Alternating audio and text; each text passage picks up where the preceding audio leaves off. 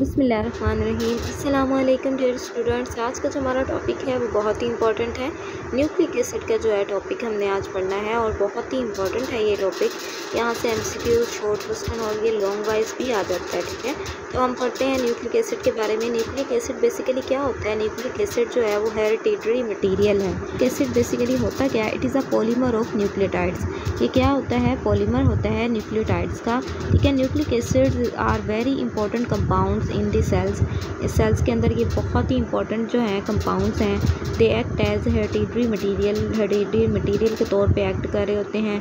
ठीक है, they also regulate and control all activities of the cell. ठीक है, ये रेगुलेट भी करते हैं, कंट्रोल भी कर रहे होते हैं जितनी भी एक्टिविटीज़ होती हैं सेल के अंदर उन सबको। ठीक है, there are 2 types of nucleic acid found in the living cells. ठीक है, 2 टाइप्स के न्यूक्लिक एसिड हैं।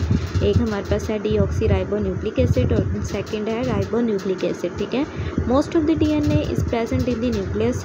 ज़्यादातर जो डीएनए होता है वो न्यूक्लियस के अंदर प्रेजेंट होता है। Small amount of DNA is also present in the chloroplast, mitochondria and it is also found both in nucleus and cytoplasm. RNA जो है वो दोनों में पाया जाता है, जबकि डीएनए जो है वो ज़्यादातर न्यूक्लियस के अंदर ही पाया जाता है। पर जो थोड़ी बहुत अमाउंट है, जिस तरह क्लोरोप्लास्ट जो है रेप्लिकेटिंग ऑर्गेनेलीज हैं, माइटोकॉन्ड्रिया रेप्लिकेटिंग ऑर्गेनेलीज हैं, तो ये हमारे पास जो है इसी की वजह से होता है क्योंकि डीएनए की जो है अमाउंट इनके अंदर प्रेजेंट होती है। ठीक है, तो ये हमारा शॉर्ट सा था न्यूक्लिक एसिड का जो है इंट्रोडक्शन। नेक्स्ट इसकी डिस्कवरी के बारे में देख लेते हैं कि इसको डिस्कवर किसने किया। ठीक है, ये भी बहुत इंपॉर्टेंट एमसीक्यूज़ है और शॉर्ट क्वेश्चन भी आ जाता है कि जर्मन केमिस्ट फ्रेडरिक मिशर ने जो है डिस्कवर किया था न्यूक्लिक एसिड को इन 1869 में। ठीक है, 1869 में इसको डिस्कवर किया गया था। बेसिकली जो है न्यूक्लियस जो होता है वो एसिडिक होता है अपनी नेचर के अंदर। ठीक है, और इसी वजह से इसको न्यूक्लिक एसिड, क्योंकि न्यूक्लियस के अंदर प्रेजेंट होता है, न्यूक्लियस के साथ एसोसिएटेड होता है, तो इसी वजह से इसको न्यूक्लिक एसिड का नेम दिया गया। ठीक है, नेक्स्ट हम जो है न्यूक्लिक एसिड की सिग्निफिकेशंस को देखते हैं। Nucleic acids are found in the chromosomes of living cells and viruses. ठीक है, क्रोमोसोम्स के अंदर जो है ये न्यूक्लिक एसिड प्रेजेंट होते हैं। They play a central role in the storage and replication of hereditary information. ठीक है, they have central role in the expression of this information through the protein synthesis. ठीक है, इसका जो है बहुत ही इंपॉर्टेंट रोल होता है स्टोरेज और रेप्लिकेशन में और एक्सप्रेशन ऑफ इंफॉर्मेशन में। ठीक है, in most organism nucleic acids occur in the combination with the protein. ठीक है, ज़्यादातर जो न्यूक्लिक एसिड होते हैं मोस्ट ऑफ द ऑर्गेनिज्म में वो प्रोटीन्स के साथ कम्बिनेशन के साथ जो है वो अकर होते हैं। The combined substances are called nucleoproteins. Combined substances जो हैं प्रोटीन प्लस न्यूक्लियस को तो हम न्यूक्लियोप्रोटीन का नेम देते हैं। ठीक है, nucleic acid molecules are complex chains of varying length, यानी कि इसकी जो लेंथ होती है वो कम्प्लेक्स होती है, कम्प्लेक्स मॉलिक्यूल्स होते हैं। ठीक है, और लेंथ डिफरेंट होती है। The 2 chief types of nucleic acids are DNA and RNA. ठीक है, तो DNA carry the hereditary information from generation to generation और आरएनए जो है provide the instruction to the ribosome for protein synthesis. ठीक है, तो ये हमारे पास जो है डीएनए और आरएनए ये बहुत ही इंपॉर्टेंट रोल प्ले कर रहे होते हैं। ठीक है, डीएनए का हमारे पास बेसिक रोल क्या होता है कि इसने हेरिडिटरी इन्फॉर्मेशन को कैरी करना होता है, जबकि आरएनए ने क्या करना होता है? आरएनए ने प्रोटीन की जो सिंथेसिस है उसके लिए इंस्ट्रक्शन को जो है वो प्रोवाइड करना होता है। ठीक है, अब इसकी जो है केमिकल कंपोजिशन को हम देखते हैं न्यूक्लिक एसिड की। P11 ने determine the basic structure of nucleic acid in 1920 century. Nucleic acid molecules are basically repeating unit से मिलकर बने होते हैं जिन्हें हम न्यूक्लियोटाइड का नेम देते हैं। ठीक है, न्यूक्लियोटाइड्स एंड न्यूक्लियोसाइड्स। न्यूक्लियोटाइड्स क्या होते हैं, न्यूक्लियोसाइड्स क्या होते हैं, इसको देखते हैं। अक्सर जो है स्टूडेंट्स होते हैं वो इसमें कन्फ्यूजन कर जाते हैं और पेपर में जो है न्यूक्लियोटाइड्स और न्यूक्लियोसाइड्स के अंदर कन्फ्यूजन की वजह से बहुत मिस्टेक्स कर जाते हैं। ठीक है, nucleotide is made up of 3 सब units, pentose, sugar and nitrogen base and phosphoric acid. ठीक है, तो ये हमारे पास 3 जो है इसके रिपीटिंग यूनिट्स होते हैं। ठीक है, 3 सब यूनिट्स होते हैं। सबसे पहले पेंटोज शुगर है, फिर नाइट्रोजन बेस है और फिर थर्ड जो है वो फास्फोरिक एसिड होता है। ठीक है, नेक्स्ट हम देखते हैं पेंटोज शुगर को। ठीक है, it is a 5 carbon monosaccharide. ठीक है, ये पेंटोज शुगर जो होती है वो 5 कार्बन मोनोसेक्राइड होती है। The nucleotides nucleotides of RNA contain ribose sugar ठीक है। ये जो RNA के न्यूक्लियोटाइड्स होते हैं वो कंटेन करते हैं राइबोज शुगर को। On the other hand nucleotides of DNA contains deoxy sugar, ठीक है। तो RNA की जो है वो राइबोज शुगर को कंटेन कर रहे होते हैं, जबकि DNA के वो डीऑक्सी राइबोज को कंटेन कर रहे होते हैं, ठीक है। नाइट्रोजन बेसिस इसमें कौन कौन सी हैं?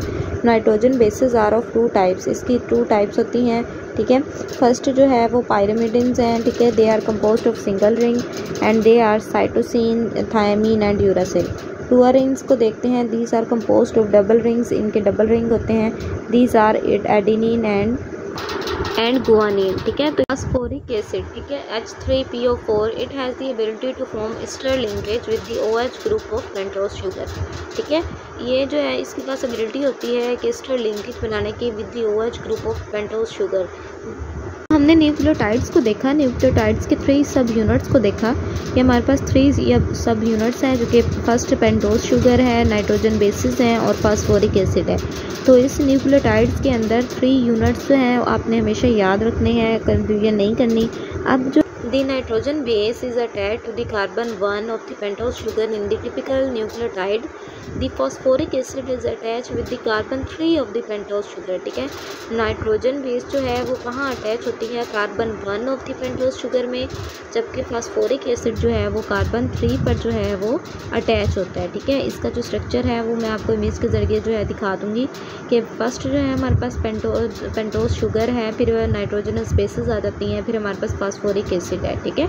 तो न्यूक्लियोसाइड को देखते हैं। The compound formed by the nitrogenous base and pentose sugar is called nucleoside. यहाँ पे जो है नाइट्रोजनस बेस ने मिलके और पेंटोज शुगर ने मिलके जो कंपाउंड बनाना है वो क्या कहलाएगा? न्यूक्लियोसाइड कहलाएगा, ठीक है। Nucleoside and phosphoric acid combine to form a nucleotide. इन दोनों ने फिर न्यूक्लियोसाइड ने मिलके और फास्फोरिक एसिड ने मिलके न्यूक्लियोटाइड को बनाना होता है, ठीक है। The ATP is also an important nucleotide, बहुत इंपॉर्टेंट न्यूक्लियोटाइड है, adenosine triphosphate. This also use the ATP as a currency, energy currency, ठीक है। एनर्जी करेंसी के तौर पे जो है सेल्स जो है ATP को यूज़ कर रहे होते हैं, बहुत ही इंपॉर्टेंट है ये ATP। Arvind Chargaff proved that the amount of adenine in the DNA always equal to the amount of thiamine, ठीक है। इसने जो है वो प्रूव किया था इस साइंटिस्ट ने जो है कि एडेनिन की जो अमाउंट है DNA के अंदर वो इक्वल होती है अमाउंट ऑफ थायामीन के, और similarly the amount of guanine always equal to the amount of cytosine, ठीक है। साइटोसिन और गुआनिन की जो अमाउंट है वो इक्वल होगी और थायामीन की और एडेनिन की जो है अमाउंट जो है वो इक्वल होगी, ठीक है। Thus there is always equal proportion of purine and pyrimidine, ठीक है। इन DNA के अंदर इन दोनों की जो प्रोपोर्शन है वो हमेशा इक्वल होती है। यहाँ पे जो है इसकी फॉर्मेशन देख लेते हैं। ये एक न्यूक्लियोटाइड के अंदर जो है हमारे पास ये पेंटोज शुगर है, यहाँ पे हमारे पास जो है फॉस्फेट ग्रुप अटैच है, ठीक है। यहाँ पे नाइट्रोजनस बेस है, ठीक है। तो इस तरीके से जो है ये यहाँ पे कार्बन देख लो, यहाँ कार्बन फर्स्ट के साथ नाइट्रोजनस बेस अटैच है, कार्बन 3 के साथ जो है हमारे पास ये हाइड्रोजन जो है हाइड्रोक्सिल ग्रुप है, ठीक है। यहाँ पे कार्बन 5 जो है यहाँ पे हमारे पास फॉस्फेट ग्रुप जो है अटैच है, ठीक है। तो ये हमारे पास स्ट्रक्चर है न्यूक्लियोटाइड का, ठीक है। नेक्स्ट हम इसकी जो बॉन्डिंग है न्यूक्लिक एसिड्स के अंदर कौन कौन सी बॉन्डिंग्स होती हैं उसको देख लेते हैं। Nitrogenous base is attach to the carbon 1 of the pentose sugar in the nucleotide, हमने देखा है कार्बन 1 पे अटैच होती है। फास्फेट ग्रुप जो है वो कार्बन 5 पे अटैच है, ठीक है। यहाँ कार्बन 5 पे फास्फेट ग्रुप देख लिया हमने। Free hydroxyl group is also attach to the carbon 3, यहाँ पे हाइड्रोक्सल ग्रुप है, ठीक है। वही हाइड्रोजन हाइड्रोक्सल ग्रुप यहाँ पे अटैच है, ठीक है। The 5 phosphate and 3 hydroxyl groups react chemically with each other, a covalent bond is formed between them, it links to nucleotides. इसने जो है 2 न्यूक्लियोटाइड्स को आपस में लिंक करवाना होता है, ठीक है। This reaction release a water molecule, इस रिएक्शन की मदद से क्या होता है कि एक वाटर मॉलिक्यूल जो है रिलीज हो जाते हैं। So it is also called dehydration reaction, ठीक है। डिहाइड्रेशन रिएक्शन भी इसको कहा जाता है। It allows the DNA and RNA to form long chains of nucleotides, ठीक है। इसी की वजह से क्या होता है कि लॉन्ग चेन ऑफ DNA और RNA की लॉन्ग चेन्स जो हैं वो बनती हैं, ठीक है। The phosphate group is linked to the 2 sugars by a pair of ester bonds, thus the linkage between the 2 nucleotides is called a phosphodiester bond, ठीक है। फॉस्फेट ग्रुप जो होता है वो लिंक होता है to the two sugars by a pair of ester bonds, ठीक है। पी और सी का जो बॉन्ड होता है उसके मदद से जो है फॉस्फेट ग्रुप जो है वो लिंक कर रहा होता है, ठीक है। और इस लिंकेज की वजह से क्या आता है, फॉस्फेट एस्टर बॉन्ड जो है वो बनता है, ठीक है। The 2 unit polymer of this reaction still has free 5 phosphate group at one end and free 3 hydroxyl group at the other, ठीक है। Thus it can link to the other nucleotides in this way.